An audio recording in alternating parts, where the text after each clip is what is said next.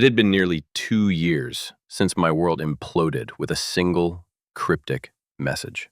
My wife, well, ex-wife now, sent it the night before she was due back from a girls' trip with her mother and sisters. I know what you did. Be gone before I get home. No explanation, no context, just that cold sentence that burned its way into my brain. I sat in disbelief, clutching my phone, staring at her words like they were written in some foreign language. I tried calling her, texting her, begging for clarity, but everything went unanswered. When she walked through the door the next morning, I was still there, with our son and daughter, both too young to understand the storm about to rip their family apart. She didn't even look at me before she started screaming. Her accusations came like fire. She claimed I had brought women into our home, cheated on her with her own friend and at least one other, betrayed the vows we took. I was stunned. I had done nothing, absolutely nothing, but love her and be the best father I knew how to be. I kept asking who told her these lies, what proof she had, what I had done to deserve such venom, but she wouldn't hear it.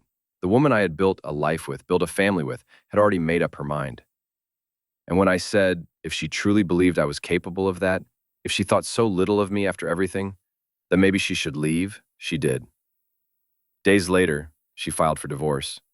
And then came the part that truly shattered me. The police showed up at my door and took my children.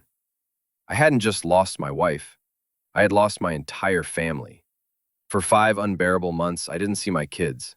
She told the court I was abusive, physically, financially, emotionally, made up entire stories I couldn't disprove.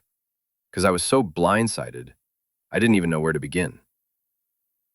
I hired a lawyer, one who fought like hell alongside me, and slowly, painfully, we chipped away at her lies. I finally got weekend visitation, and the moment I saw my kids again, everything I had been holding in for months, grief, rage, heartbreak, hit me all at once. They ran to me sobbing, clinging like they were afraid I'd vanish again. They looked tired, confused, older somehow, like they'd carried too much weight for kids their age.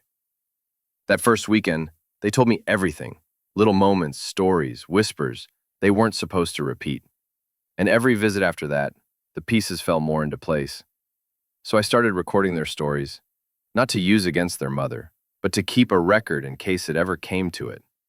Eventually, my lawyer recommended hiring a private investigator to dig up the real truth, so the kids wouldn't have to be involved in a courtroom battle.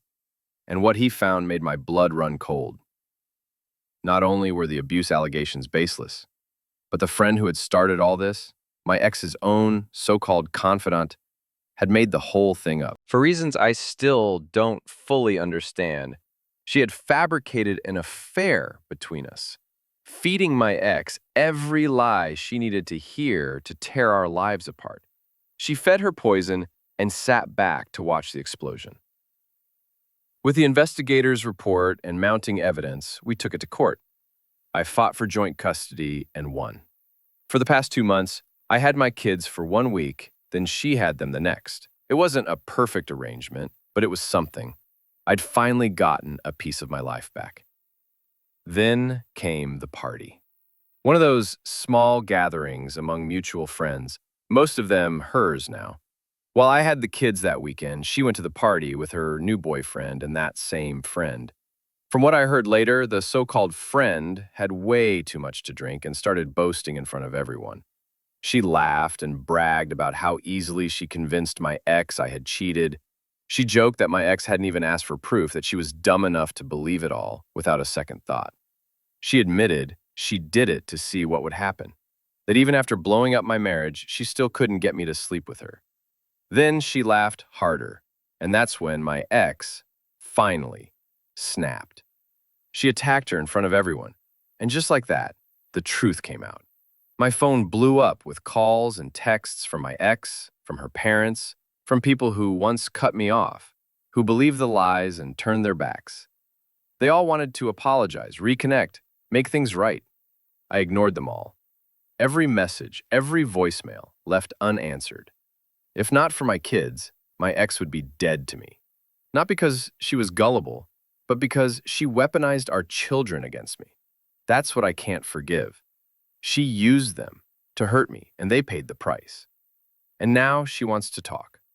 She's been showing up at my parents' house, giving long sob stories about how sorry she is, how she regrets everything, how she wants her family back. My dad told her flatly that she broke our family, and he wouldn't help her fix what she destroyed. My mom, on the other hand, has been harder to deal with.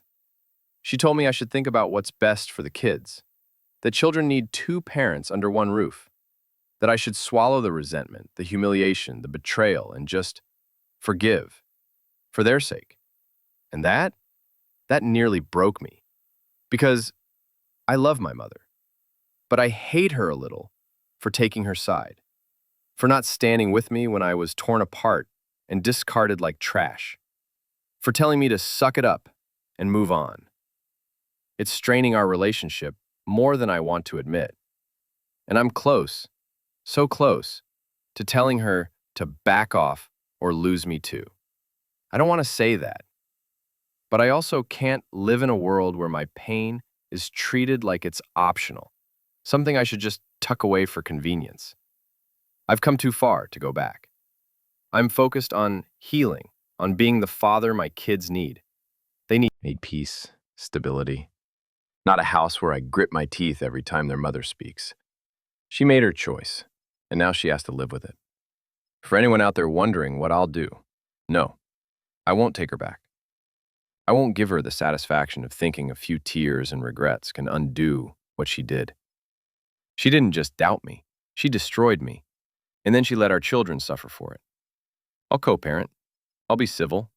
I'll show up for every game, every recital, every bedtime phone call. But I'll never let her back into my heart. That door is closed, locked, burned to ashes. And honestly, I hope she remembers that every time she looks at what's left of our family, because I sure as hell will. Thank you for watching Kindle Stories. If you made it this far, we'd love to hear your thoughts.